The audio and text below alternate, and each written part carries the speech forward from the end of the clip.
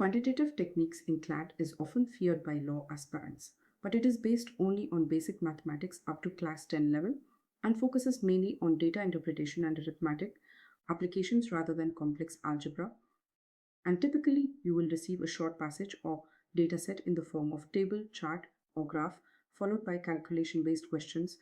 Now, for example, suppose a table shows population growth of a city from 2015 to 2025, increasing from 10 lakh to 15 lakh, and a question asks percentage growth. You calculate increase, which is 5 lakh divided by original 10 lakh multiplied by 100, resulting in 50% growth. Another example could involve profit and loss, where product is bought for 800 rupees and sold for 1000 rupees, and you calculate profit percentage as 200 divided by 800 multiplied by 100, which equals 25%. Topics commonly tested include percentages, ratios, averages, simple interest, compound interest basics, profit and loss, time, work, and data interpretation sets. Preparation strategy involves revising fundamental formulas, practicing mental calculations to improve speed, solving previous year data sets, and avoiding careless mistakes.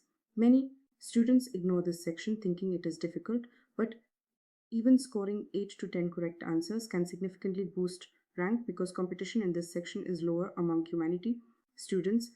Time allocation should be around 15-18 minutes, and accuracy is more important than attempting all questions. Practice solving without calculator, as exam does not allow it.